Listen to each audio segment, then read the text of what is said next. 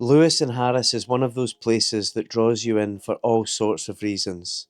The beaches, the light, the sense of space, and the feeling that life out here moves to a different rhythm.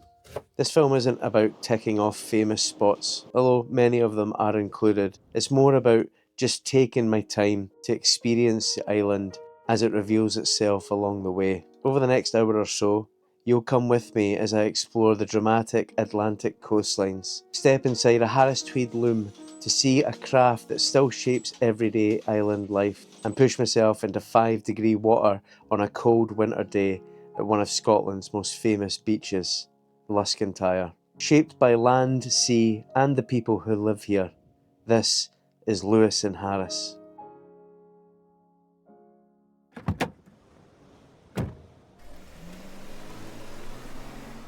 Hey everyone, welcome back to the channel. I am on the Isle of Skye in Scotland currently, but I did something impulsive again and booked myself ferry tickets to go over to Lewis and Harris for the first time. Although I must say, I am just right now hoping that the ferry is still on, because there has been some cancellations and some reschedulings today due to the wind and I imagine the swell.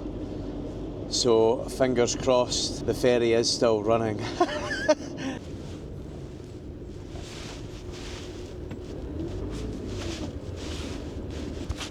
Right, so where I go, let's get on this ferry.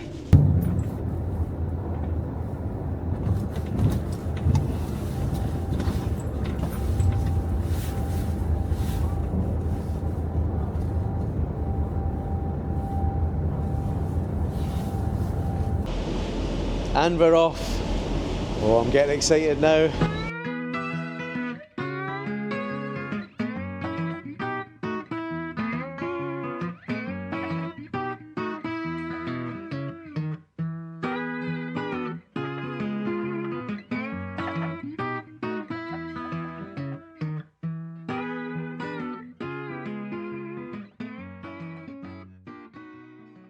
Well, I'm almost there, and because of the rerouting, it's now pitch black, so it's going to be interesting finding a place to park up tonight. Right, just about to leave. I am excited now. I'm just so glad I got here. It is a relief, I must admit. I don't care that it's dark. I'll get myself parked up someplace, and hopefully it's not too stormy through the night. Not that I mind that anyway, to be honest. It's absolutely fine. If it's really windy, there's nothing a set of headphones can't solve. But the weather does look like it could be quite tasty over the next few days, so just need to play it by ear and take it as it comes. It's certainly not going to stop me exploring, that's for sure.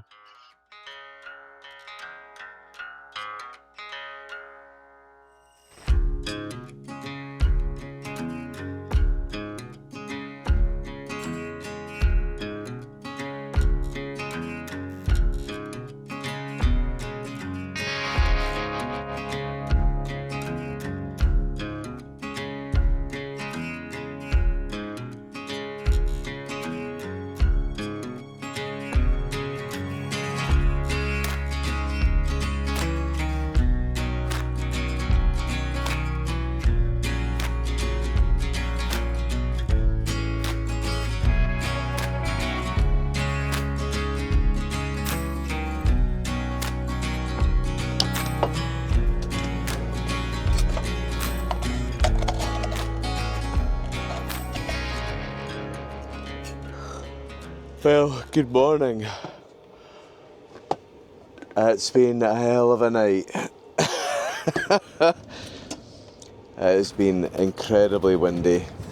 I knew I was coming over to this. Van is still, I don't know if you can see it, but it's still shaking. It's just been battered all night with the wind. I don't really know anywhere, because I've never been here before. I don't know where the spots where I could get a little bit of shelter from it. Yeah, it's pretty windy. It's not due to stop for a good 2 or 3 days. So I'm just gonna take it as it comes. There's plenty to see here. Obviously there's certain places that I want to see, especially the beaches.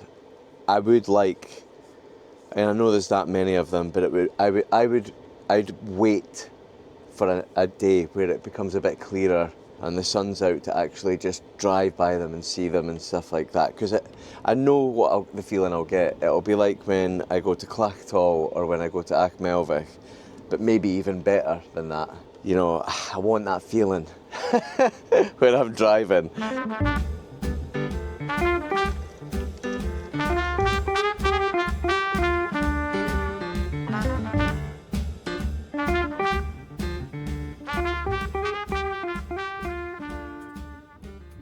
Hey, so I've just been editing away there and checking my socials, and I saw a comment of a place to check out which isn't actually too far from here, and it's not a place that sort of makes any difference how good or how bad the weather is. It looks awesome, it looks quite different, so I've decided I'm gonna go for it. Let's go on a wee adventure.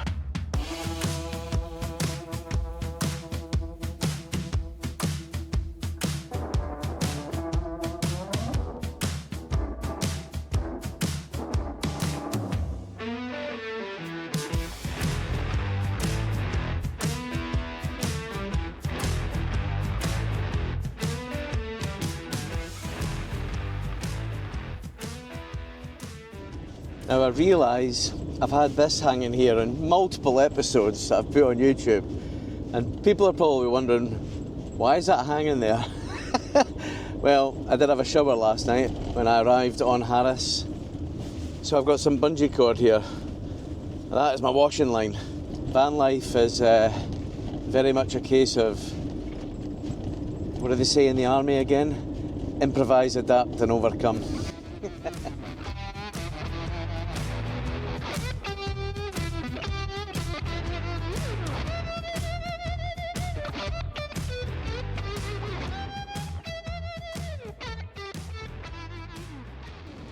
Well, the rain has well and truly come back on and can really feel the wind again now driving. It's pretty strong, but this is a heavy van, so it's not something that I ever concern myself with, to be honest.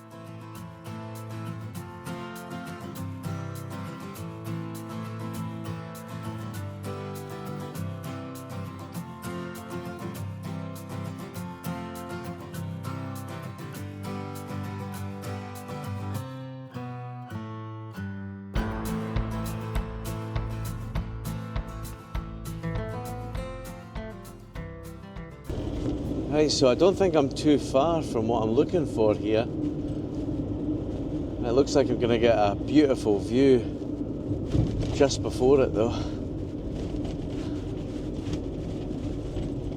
I think I can see this in the distance. That's got to be it. Wait till you see this.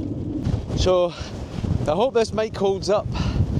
I'm going to a place called Scarista Beach, and there's something very special on the beach that you can see from the road. Let's call it an abandoned place.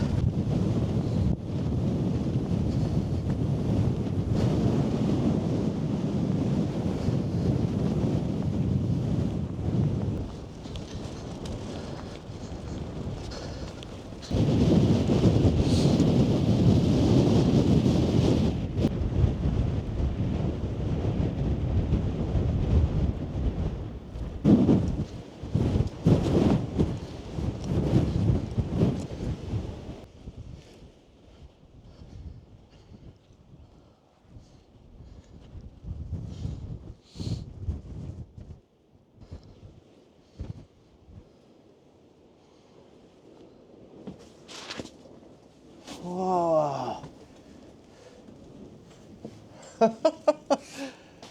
What?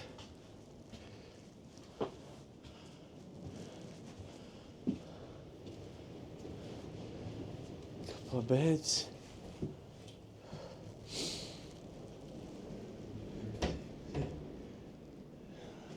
The log burner. Kitchen. Seating area. Wow. What's in here? Is that that's the toilet. I'm not gonna lie, this is pretty wild.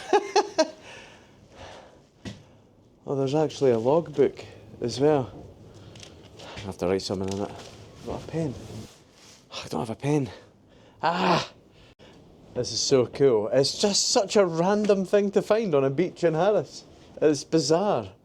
But apparently, it was actually used by the Scouts. I believe they had a caravan that was ripped apart during a really violent storm. And they brought this bus in and kitted it out to use instead. Apparently, I don't know what the deal is really with it. That's the only thing I saw online about it. But it's quite bizarre. But it's just totally abandoned at the beach here, and clearly isn't used for that purpose anymore. Yeah, pretty nuts. Love finding little abandoned places like this. Oh my god! I was only in there filming for 5 minutes. I got absolutely blasted with the wind and rain on the way back to the van. Jesus! Oh. I'm gonna lose my Tammy.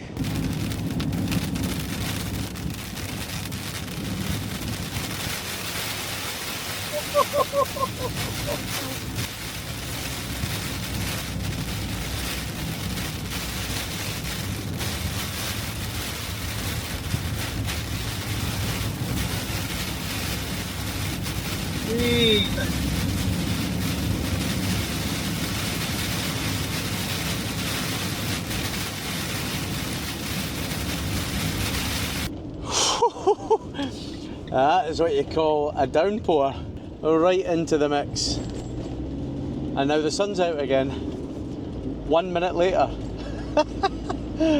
Unreal. So before I settle in for the night and go to a rather special location, a guy called Andy Jarrett that I met hiking up the Old Manor Store before I came across to Lewis and Harris told me I have to take a wee detour and check this place out. So here I am packed up at Bosta Beach. Well, I've just started the walk to the beach and you'll never believe it. There's a pair of Highland coos right here next to me. Hey, pal.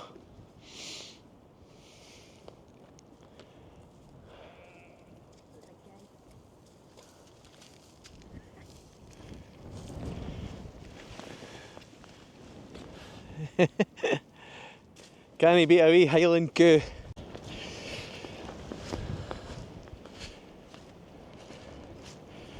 Oh, look at that.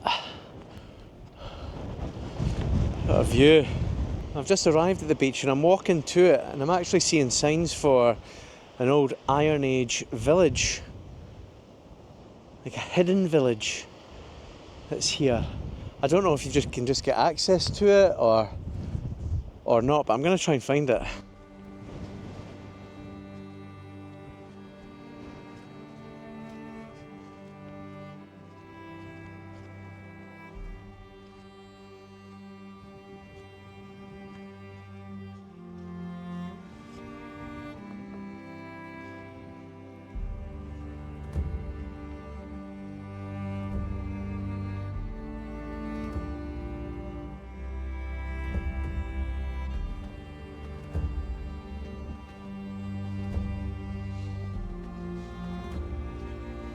Oh, it's a door. I think it is closed. So yeah, it appears like it is actually closed. And I wonder if that does open, because it would be quite something to go and see inside it.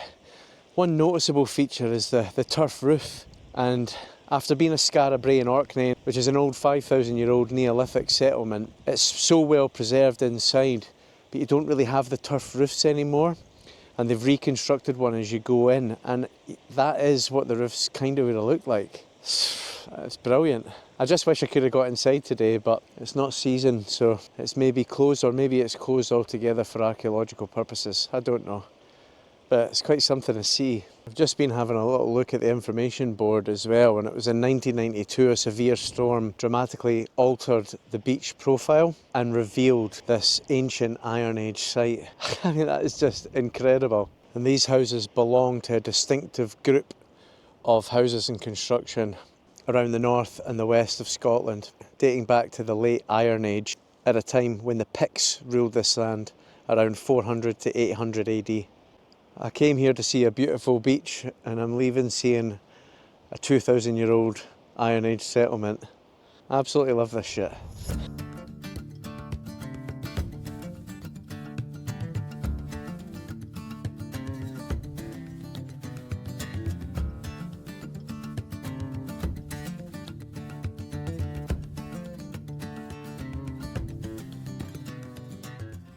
Well, I'm so glad I took the detour and went to see that beach. It was gorgeous. 50-mile-an-hour winds meant no drone shots though, unfortunately, but it was just great.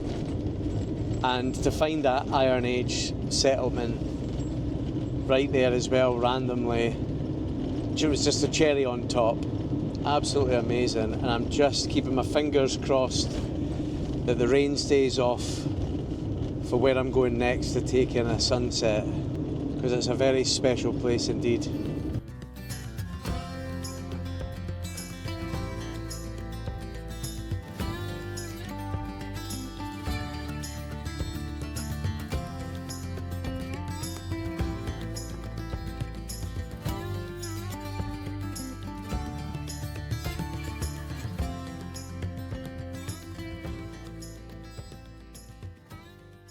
Well, ever since my trip to Orkney, when I took in the sunrise at the Ring of Brodgar and then moved on to the Stones of Scarista, I've been wanting to come here.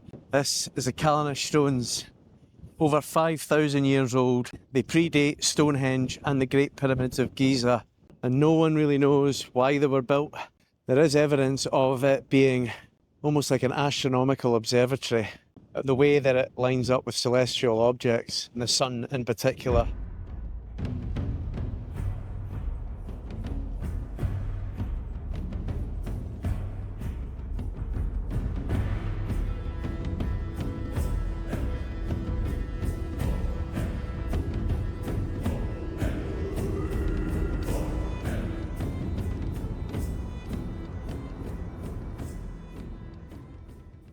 Wow, some of them are really tall, especially the centrepiece, the size of that.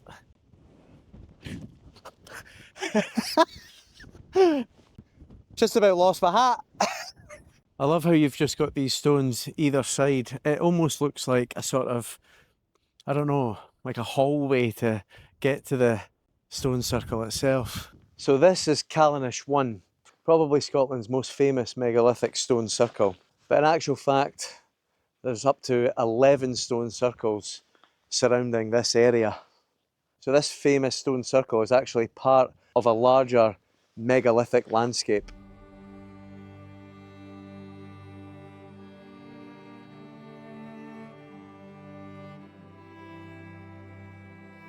But what a lot of people don't realise is this was actually covered for much of its life under a blanket of peat.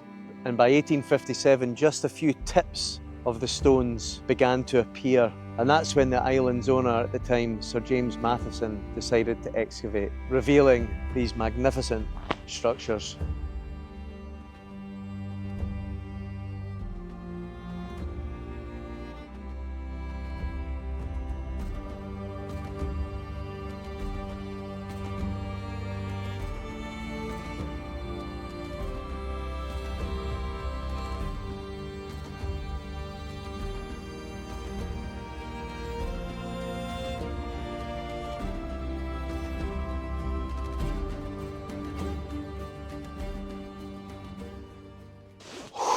Well, what an experience that was.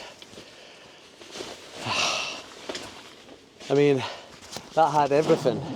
It was freezing cold, the wind was howling, it rained 3 times, and my camera's not waterproof, so I had to stop the time lapse, go back to it, stop the time lapse. I was there for about 1 hour and 45 minutes, and I loved every second of it. To be there at those stones at sunset, It's honestly just incredible. It's really hard not to feel some kind of connection when you're at sites like this. And I had never been to one before. I was in Orkney when I went to the Ring of Brodgar and the Stones of Steness. And there's something awe-inspiring about it. There really is. It's hard to describe, actually.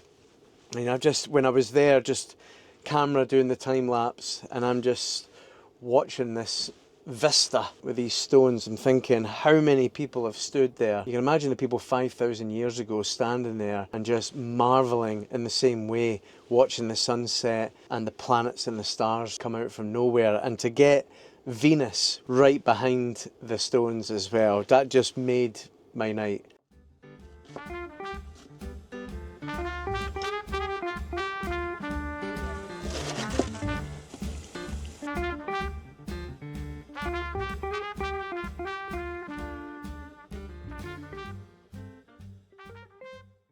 It is a bit of a brighter day today. First up, we're heading to Reef Beach before I drive down into Harris and spend a night at the quite incredible Hushinish beach. Let's go on a wee adventure.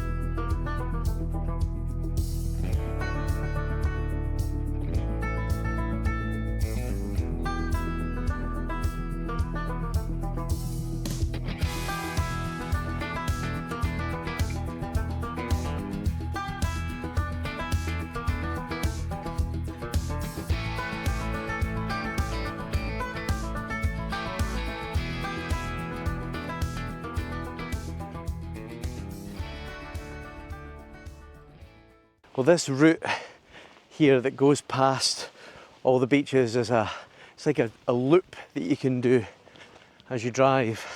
And that view of Cliff Beach en route here is absolutely incredible.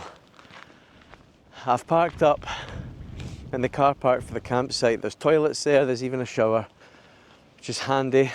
And I'm just heading to Reef Beach just now. The sun has come out, I can't believe it. It's been on and off, rain, clouds, sun. I've just arrived here, the sun's come out. I cannot wait to show you this beach. It looks sensational.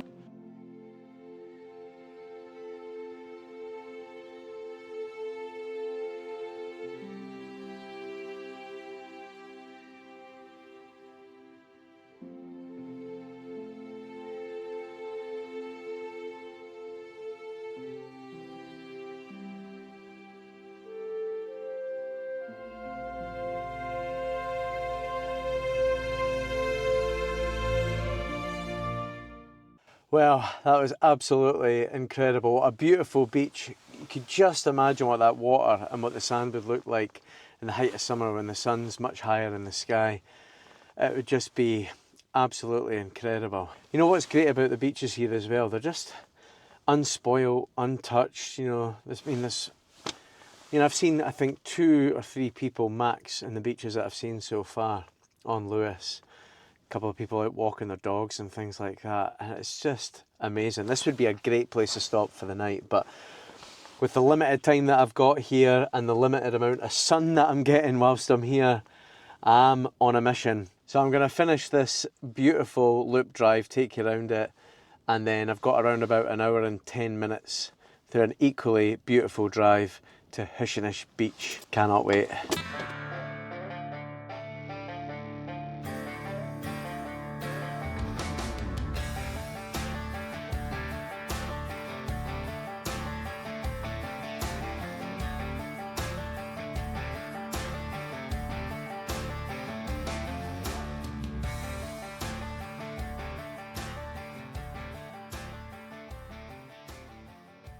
I'm just driving into Harris very, very shortly, and it looks like I am driving right into a big rain cloud again. This could get interesting.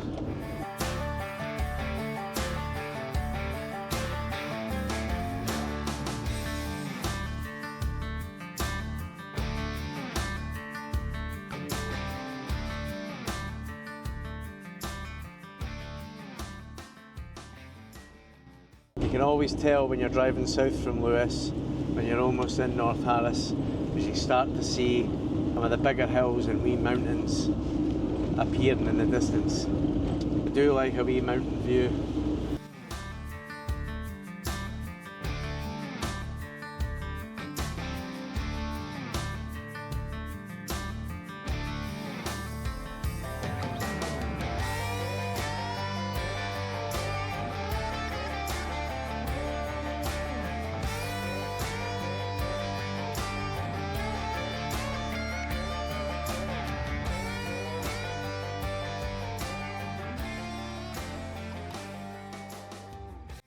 So I'm just about to turn onto the road that takes you to Hushinish. Now, this road is one way in, one way out, and it's about half an hour each way. This is the first time I've driven it, and I am genuinely excited.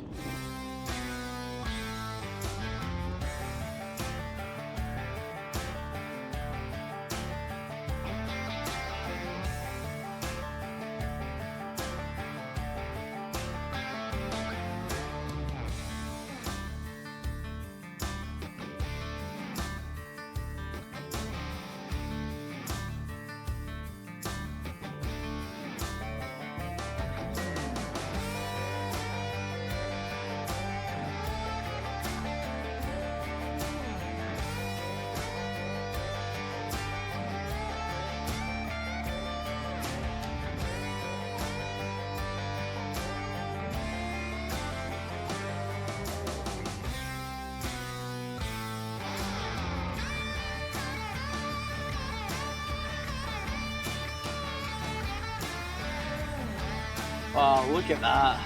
Oh, this is stunning.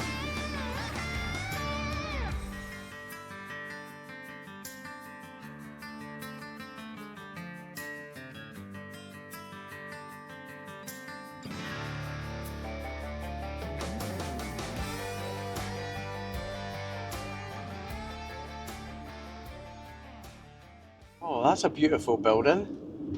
What's that? Well, not only is this road absolutely stunning, it's great fun to drive. But if you're not used to driving on single track roads, I would definitely take your time. I don't imagine it's going to be this quiet during the sort of summer months. I haven't seen any cars yet, and I'm only 5 minutes away from Hushinish now. It's great fun. It's up and down and twists and turns all over the shop. Great fun.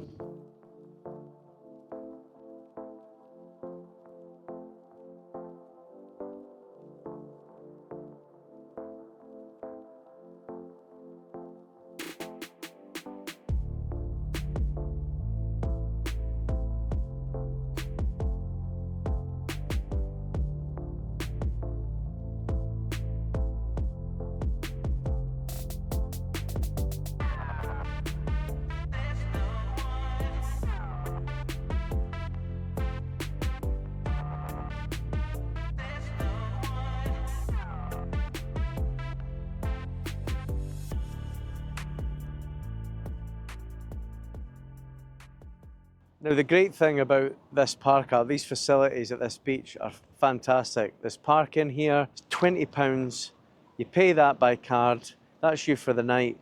There's bins, there's toilets, there's showers. I think they've even got chemical waste disposal points and things like that as well, which I don't use, but absolutely outstanding. And they've even got a bit inside that you can sit in and just look at the view with vending machines, tea and coffee, hot chocolate. Absolutely outstanding. Well done to the North Harris Trust. Brilliant. I'll be leaving a donation as well. Absolutely fantastic.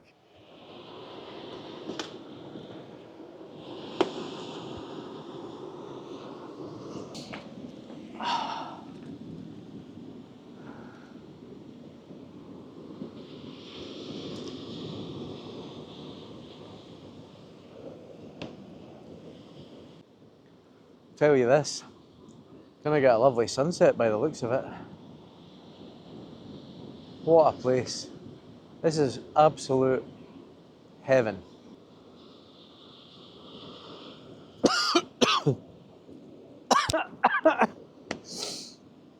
Oh God, that went down the windpipe.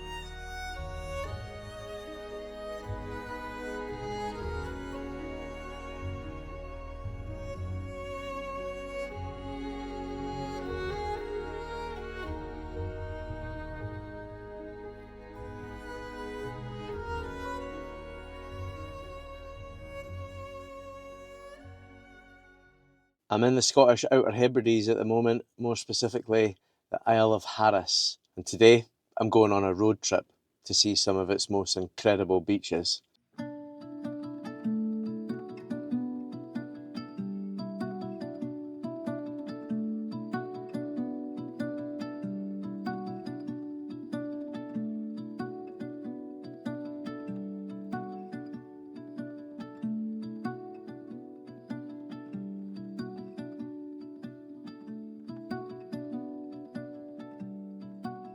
Hi, I'm just leaving Hushinish right now. I'm just about to drive past this lovely building here, and I'm not going to even attempt to pronounce the Gaelic name, but that's it there. But apparently at one point, Madonna, Sting, Paul McCartney and even Muhammad Ali were considering purchasing it. And no wonder, it is gorgeous.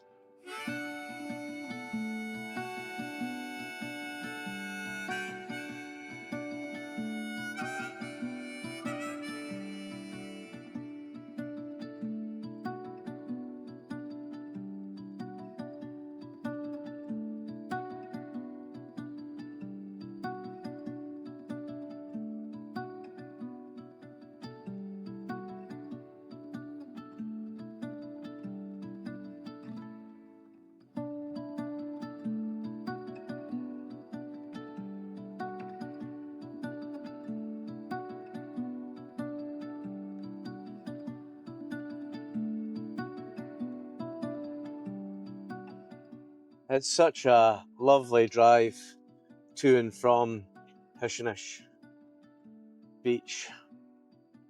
And I'm so used to driving on these single track roads now, it really doesn't faze me.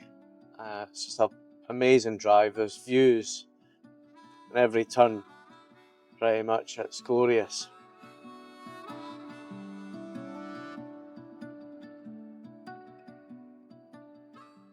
So the plan today for this road trip is really just to explore the coast of Harris.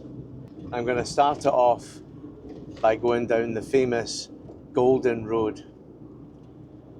And then from there, I'm going to follow the coast over the south, up the west, to go and see some of the most incredible beaches in Scotland. It's what Harris, other than its tweed and its gin, is probably most famous for.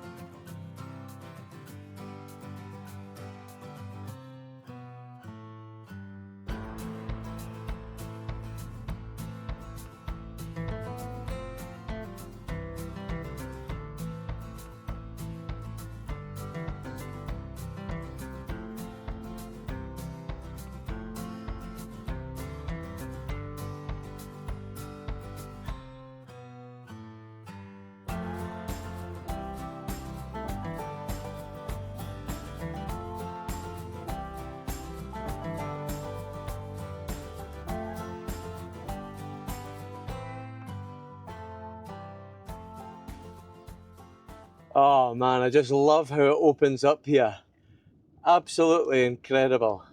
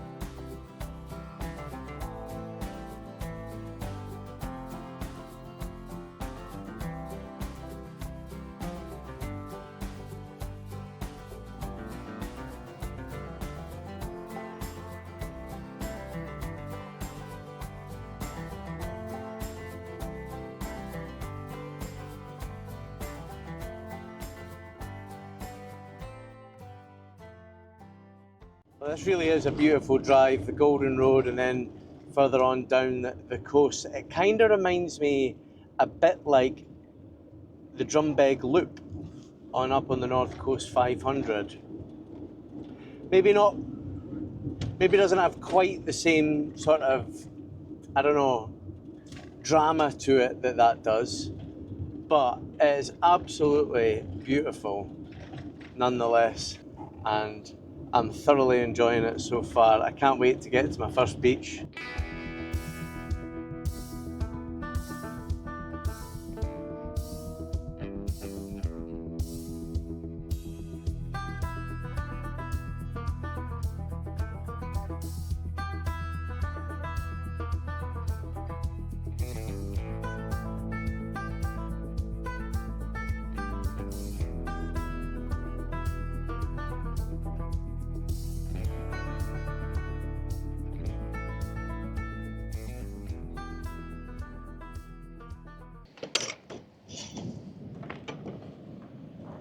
Look at that beach. And I'm all alone. Don't you just love it when you get a beautiful beach all to yourself?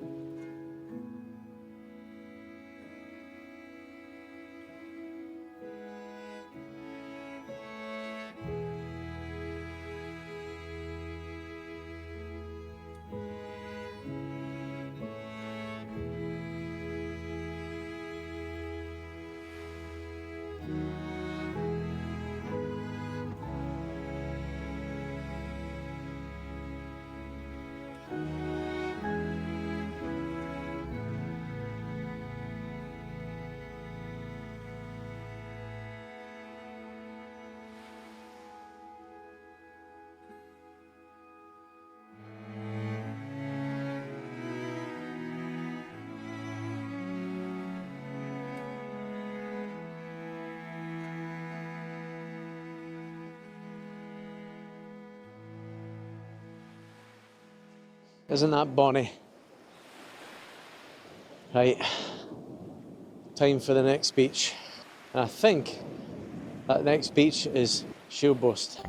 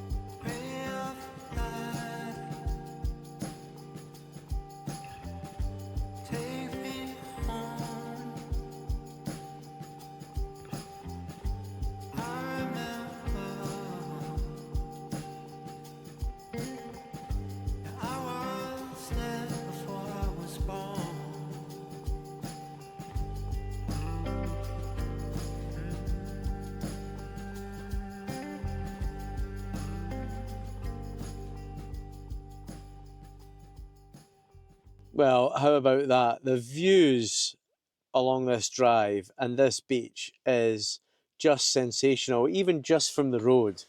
It is incredible.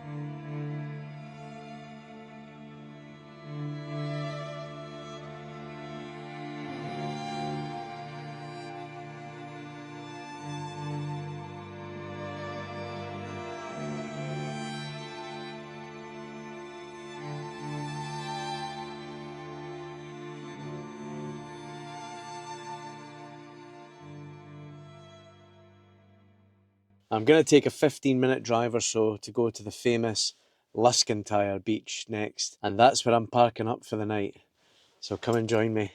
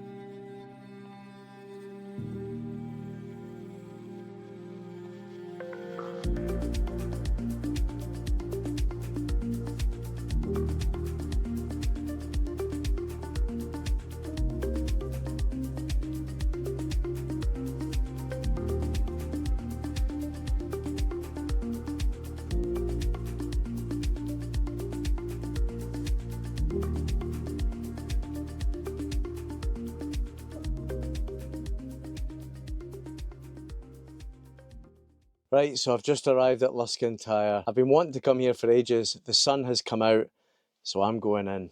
Let's get this done.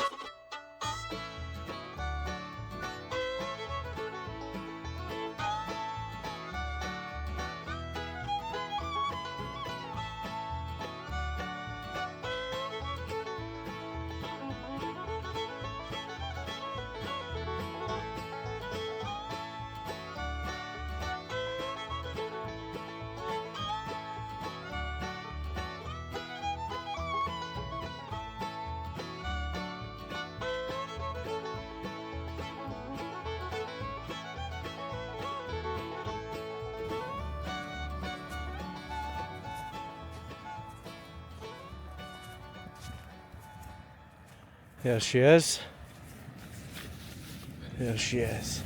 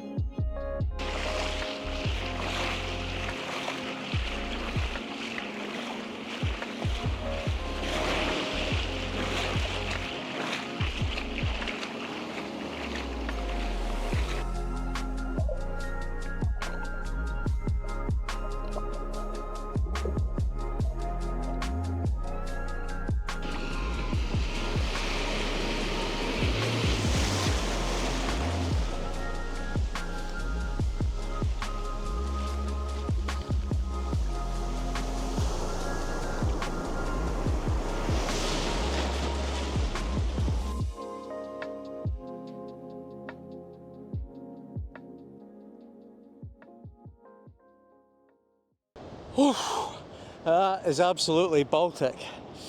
This isn't summer, folks, this is February, it's winter. So the water was absolutely freezing. It's Atlantic. Oh, Jesus. But I've been wanting to come here for ages and do it. And I know it's all choppy, it's freezing cold outside and in the water, but it had to be done. Oh, that'll wake you up in the morning, boy. Oh, well, that was great. Feeling refreshed, feeling alive. I've got my hot chocolate here to warm up, got the heater on, cleaned up in that a bit. It was fantastic. Did get a couple of funny comments coming back. It's an older German couple. You going for swim? Aye. Is it not cold? Aye. Absolutely freezing. I guess you must be used to it. No. No one could get used to that. It was proper freezing. But it's amazing how warm the air is when you come back out. It makes it feel fucking tropical. It's about 5 degrees Celsius out here. Oh, it's good though, worth it. I was going to park here for the night, but it's not like you're right at the beach or anything. You do have to walk to it, so I'm going to try and find somewhere else to park, but that'll be me. Highland Coo, itching himself on the fence. Itchy ear. Got an itchy ear, pal.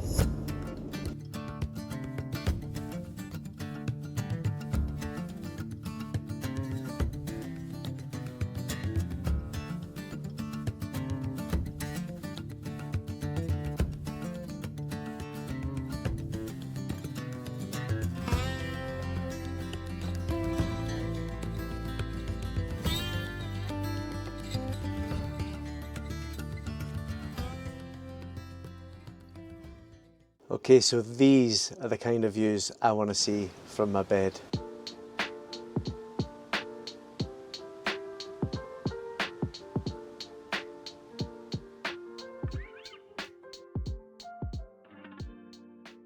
Hey, good morning folks. Another very rough night in the van. 70-mile-an-hour plus winds. So I've been looking at some of the comments on my socials when I asked for suggestions before coming here. I'm going to have to get inventive over the next few days. 70-mile-an-hour winds plus and pretty dreich and grey.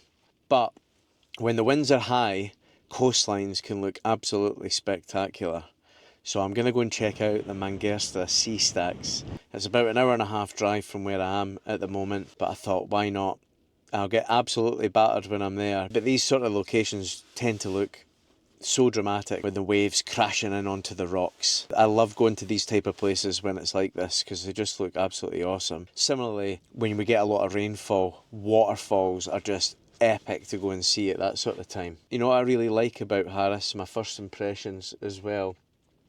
You've got all these lovely little park up spots, gravelled park up spots, nice and flat, really ideal for staying in. They've been purpose built for motorhomes and camper vans. The West Harris Trust set them up and it's £5 for the night. You just go online to their website, pay your £5 and that's it. They're designated spaces for you to actually park in and there's plenty of them as well. So for those of you that maybe don't need to stay in campsites like myself and maybe only use them every now and again just to maybe get a nice hot shower or laundry or fill up water or whatever. I really don't mind personally paying a £5 fee to park in a place like this. And it all goes towards the West Harris Trust, the local community, to reinvest back into more facilities like this for visitors. It's absolutely perfect. So well done, West Harris Trust.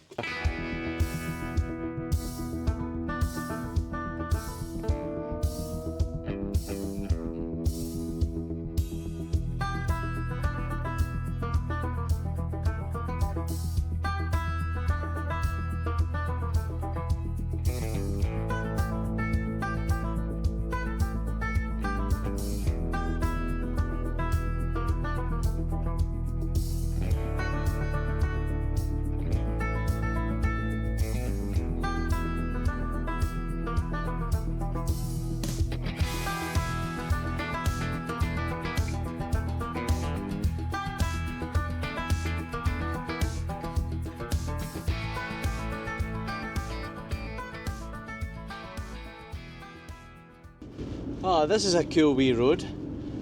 It's almost like driving through a mini wee glen.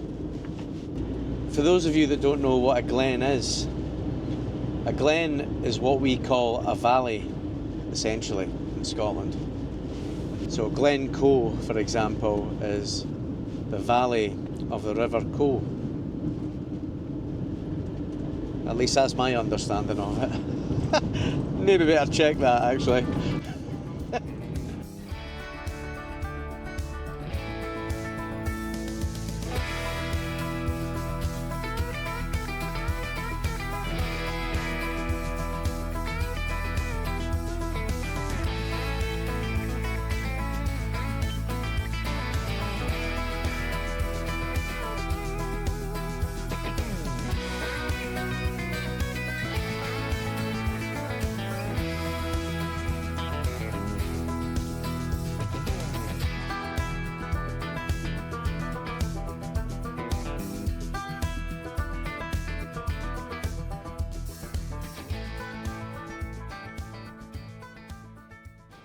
Right, so the wind is absolutely howling, which is exactly what I was looking for. I'm just almost there now. I can just start to see the stacks. Oh yes! Check this out.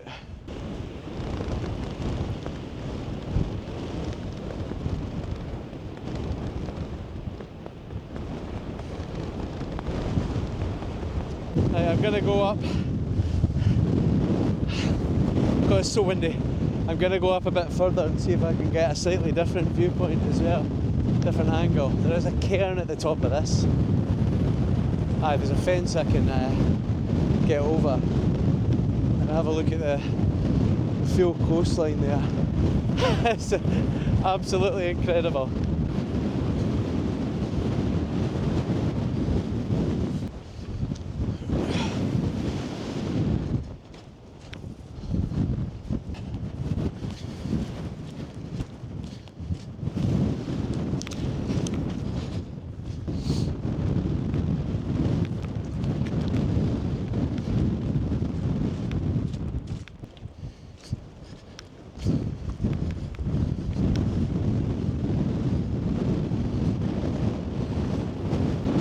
Right, I've touched the cairn. Let's go to this viewpoint that's going to be down here. I think this is going to be absolutely incredible.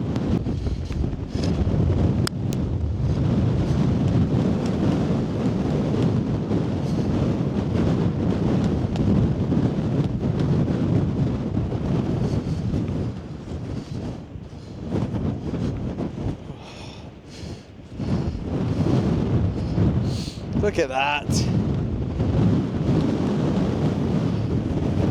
Oh, wee.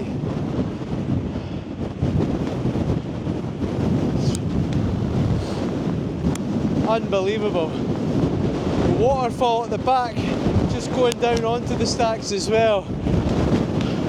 What a place. You know, before coming here I thought it's going to look very similar, I think, to the Duncansby stacks on the North Coast 500 route. The Duncansby stacks are significantly bigger, but this is just incredible. Oh, what a location, I absolutely love it.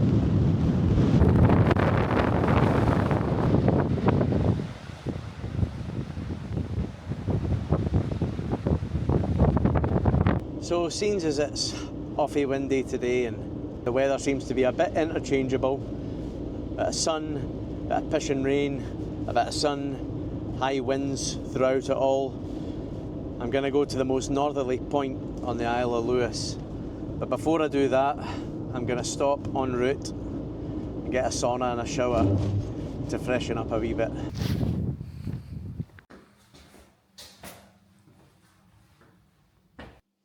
So yeah, a little bit of van life reality here. This saves me getting my own shower set up in the van and used. £3 for a shower, so I put £2 in the donation box as well. And these sort of facilities in remote places like this are just an absolute godsend. I actually believe there's 10-pin bowling here as well, so if you've got kids or you're a family, it's a perfect wee stop. Now, one thing that's great about this facility if you are in a camper van or a motorhome, there is also a chemical waste disposal point if you use a chemical toilet. I use a composting toilet, so I don't require that. You can also fill up your water. It's £4 to do them both. And if it's closed at the time, there's an honesty box at the front of the building as well.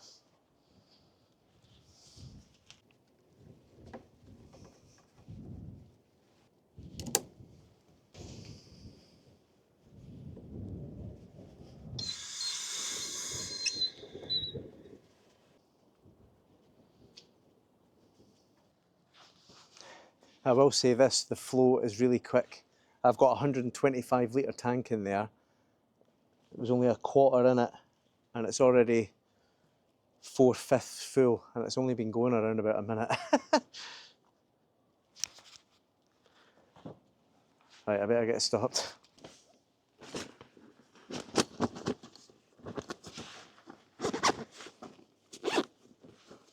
Don't want to forget that.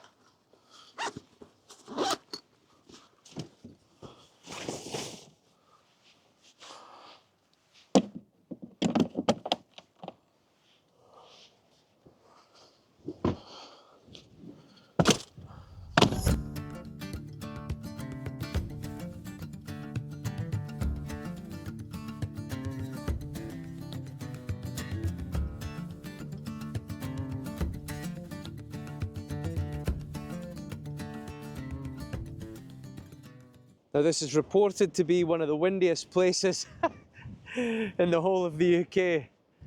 I think I've got it on a good day. This isn't that bad. I've played golf at St Andrews in windier days than this. The Butt of Lewis Lighthouse was built by the famous lighthouse builder David Stevenson in 1862. Little is known about the station's early history. A plaque in the light room indicates that the present equipment was installed in 1905. The station became the radio link for the keepers on the isolated Flannan Islands in the early 1930s and continued to function as such until 1971 when the Flannans were made automatic. It was mostly fueled by fish oil in the beginning, then was replaced by a paraffin burner in 1869 and finally by electricity in 1976. However, like all lighthouses in the UK now, Butt of Lewis Lighthouse was automated on the 30th of March 1998 and is now remotely monitored from Edinburgh.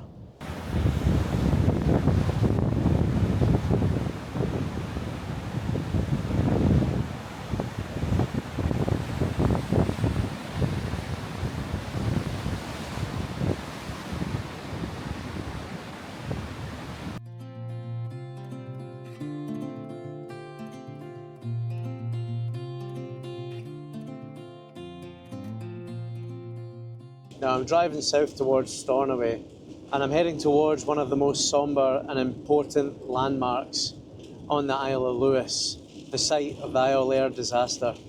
And I want to approach this with the utmost respect, as I know for many people here it's not just a moment in time or a moment of history, it's a deeply personal chapter in many of the islanders' lives. In the early hours of New Year's Day 1919, tragedy struck just off the coast of Stornoway, here on the Isle of Lewis. The naval yacht HMY Isle Air was bringing men home from the First World War, men who had already survived the horrors of battle, finally returning to their families. But only a mile from shore, in the dark and stormy seas, the ship struck rocks known as the Beasts of Home. Within minutes, the Isle Air began to sink. Of the more than 280 men on board, over 200 lost their lives that night, 175 of them belonging to the islands themselves. The impact on this island's community was devastating. Almost every village across Lewis and Harris was touched by grief. Families who had prayed for their sons and husbands to come home from war were instead left with unbearable loss, so close to the safety of their own shores. The tragedy of the Isle Air remains one of the worst maritime disasters in British waters. Yet for many years it was little spoken of outside the islands. Today, memorials stand here as a solemn reminder not only of the men who perished, but of the resilience of the community and the islanders that carried on in the face of such sorrow. The story of the Isle Air is more than history. It's a reminder of the fragility of life, the weight of loss, and the enduring strength of those left behind. Well, what a sobering experience coming here. I just can't even imagine, what those men went through after years of war, in the Great War no less. For this to happen when they're in touching distance of their homes and their families, absolutely tragic and really quite sad. I actually feel a bit emotional. It's awful. Lest we forget, it appears to be quite a nice morning out there today, nice and bright. So I'm going to take you somewhere very special, the Guiranan Blackhouse village.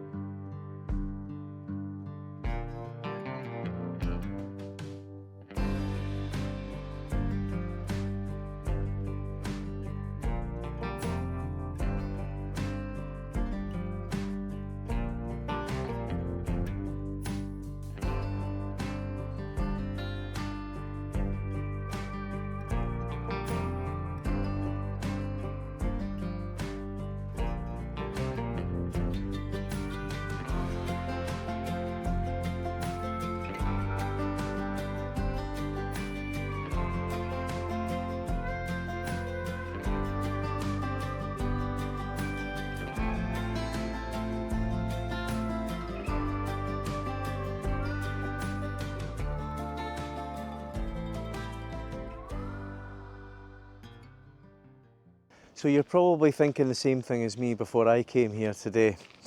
What is a blackhouse? See, blackhouses on the Isle of Lewis are called blackhouses due to the way they were originally constructed and the conditions inside. The term black refers to the dark, soot-coloured walls of the interior. See, they had no chimneys, so the smoke from the peat fires would actually go out through the roof itself and blacken it.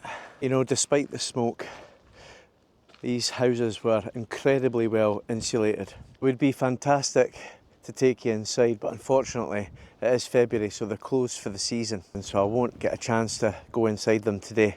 But for anyone that's looking to come to Lewis, they also have rental accommodation in the village here as well. I don't know if it's these type of houses or not. You can check that out online. I've already got my accommodation, as you know. Oh, this is really cool. It is like in time when you come here. A lot of these houses have been standing literally for centuries, and in fact the last inhabitants of this village only left in the 1970s, believe it or not, and now it's become a conservation area, and they've done some restoration works and things like that, but fantastic. And the thing is as well, these houses didn't just house people, they also housed livestock with them as well. And they were built this way specifically to withstand the harsh weather and environment that you can often get on the Outer Hebridean Islands. And they do offer a glimpse into the unique crofting life here on the Isle of Lewis. When you walk through the village, you get the sense that it's not just only a living museum, but it's a place where stories of resilience and heritage are still alive today.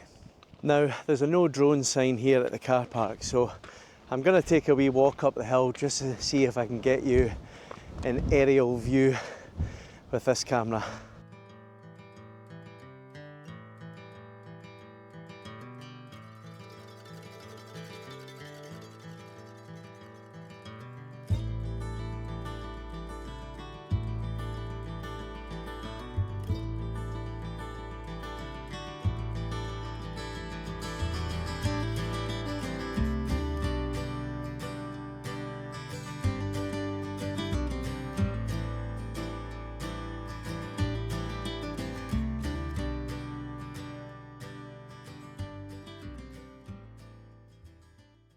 So my first stop is Garry Beach.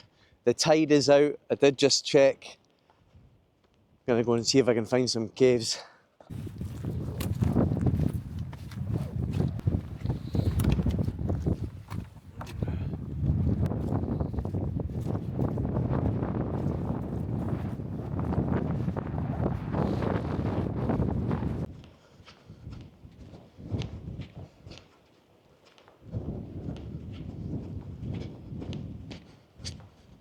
Tell you what, it's a beautiful beach and I've got it all to myself.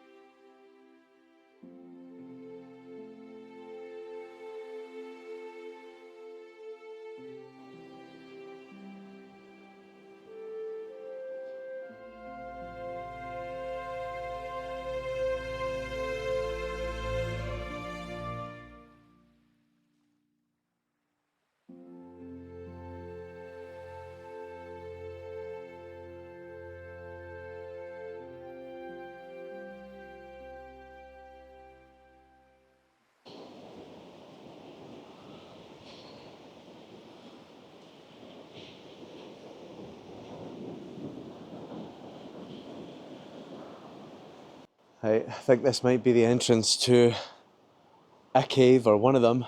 Don't know, let's check it out.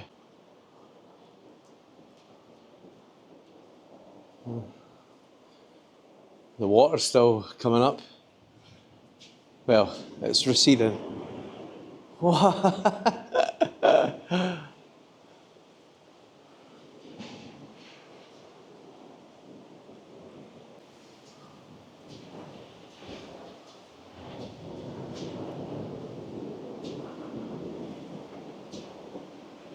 Look at all that red in the rocks. Wow. I'll need to ask my pal Louisa, the Scottish geologist, what that is. That is...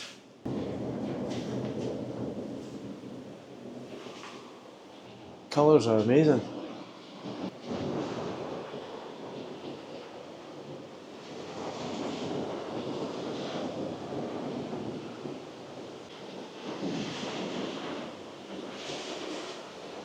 Even though the tide's almost fully out, you can see the water. The water just came right up behind me there. I wasn't paying attention. I was too busy facing the other way filming. Absolutely shat myself.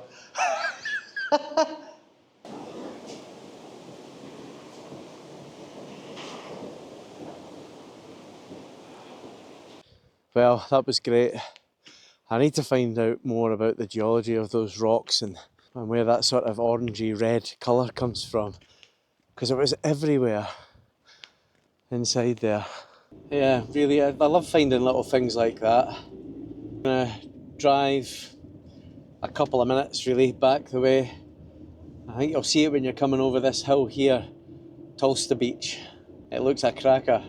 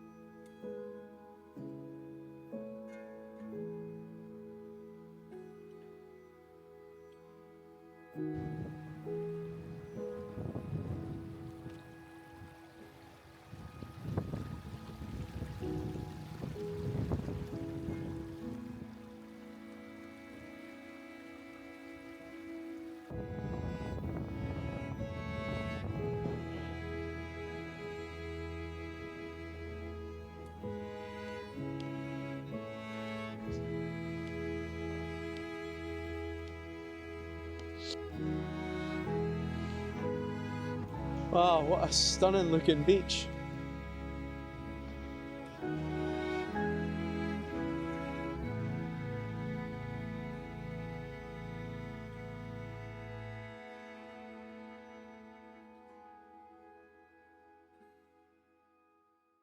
Well, what a beautiful beach.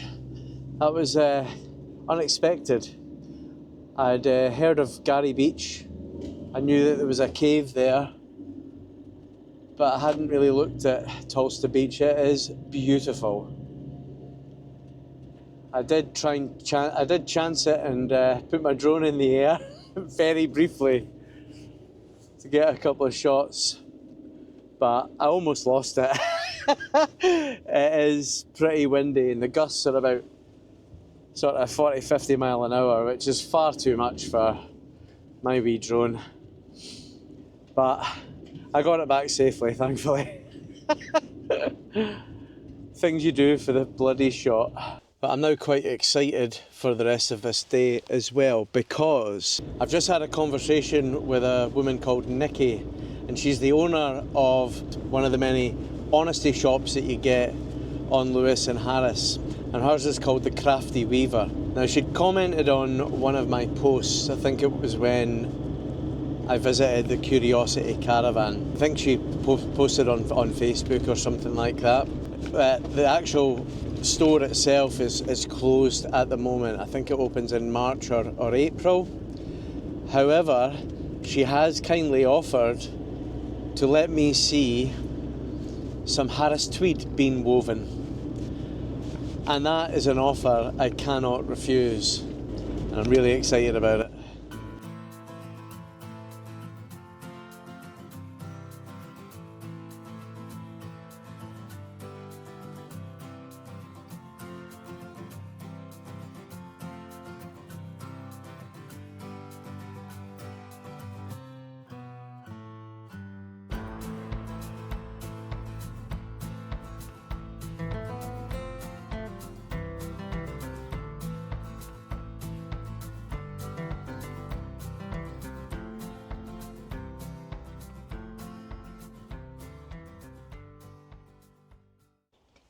Well, wow, this is actually like a traditional style loom then. So yeah, this is a double width Griffiths loom, which what most Harris Tweed's now woven on. And there's about 140 weavers roughly on the island who all work from their own sheds. So is this like a first generation or a second generation loom then? I think this is a first generation of this style, but there was a previous one which was a much more older sort of wooden cast iron style loom, which you'll see in some of the sort of Blackhouses and things. A few weavers still use the old looms. There are a few still going, but yeah, this is the main one that is woven on now. So. All right, okay, brilliant. Yeah. Well, how does it actually operate then? Are you able to show me? Or? Yeah, it actually operates by pedal power. So you just literally sit there and pedal? Yeah. Wow. I have to keep an eye on it, but I do have the telly as well, so I've got some entertainment.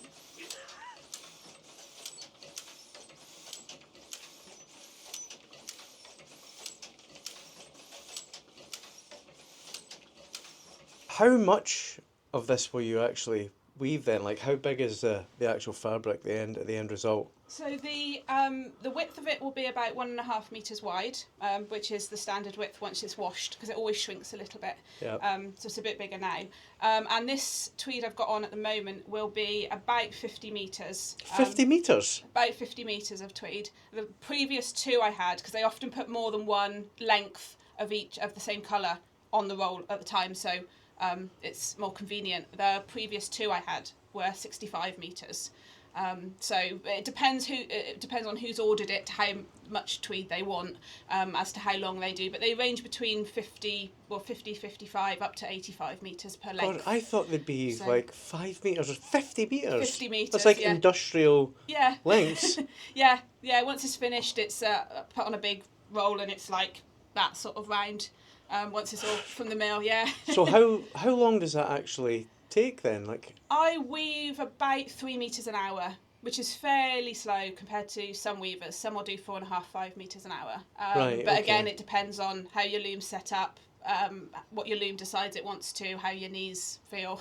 Yeah, and this prefers a slightly slower pedal anyway, like you said. It tends, if you get beyond, with some looms, if you get beyond a certain speed, you'll start to get it breaking threads and things, which then means you have to stop and fix them. So the slower you go, it's sort of more consistent. Some looms really well tuned by engineers that understand a lot of the stuff that goes on, which I don't. They can tune them so that they can pedal really fast. I'm trying to do the math here. So if you do three an hour. 3 meters an hour, yeah. So 50 meters. So it's about 20 hours roughly per length. Before that, on each beam. So this was 3 lengths on what we call a beam, which is the big roll of threads that the mill deliver to me. I have to tie that in beforehand, so I have to tie each thread for the new tweed onto the old one that I leave in the loom. And that's a cut between 2 and 6 hours work depending on the pattern. It's not ideal. I mean, the amount there is that's mind-boggling. 1,416. 1,416 pieces of threads. There's 1,392 in the width of the tweed, and then there's 24. There's 12 at each end, which are the waste selvage that gets cut off. So I think that's my maths is correct. That's outrageous. Right, so it's my shot. Nikki's kindly gonna let me have a little pedal here. Right, okay, so just pedal forward. Just pedal as you would normally. Yeah, not too fast, that's it.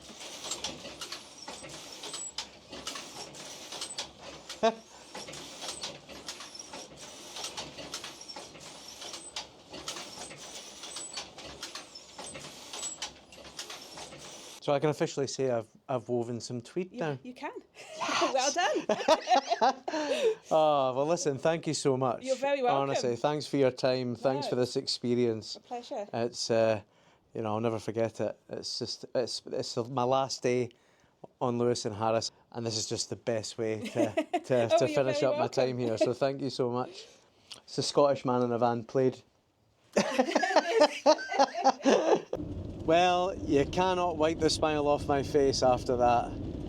That was such a good experience. Nikki's lovely, really, really knows her stuff. And she did give me a little gift as well. One of her wee mini coups. She's hand dyed, hand woven. And I bought a pair for some friends and family as well. And gave her a wee tip too. So honestly, what an experience. I actually got to weave some Harris Tweed. What an amazing experience, and what a way to end my time on Lewis and Harris. I've really enjoyed exploring Lewis and Harris and everyone I've met along the way. Nikki to Susie from the Curiosity Caravan, just the people I've met on the road as well, or who've stopped me in a shop to say, "You're that man in a van."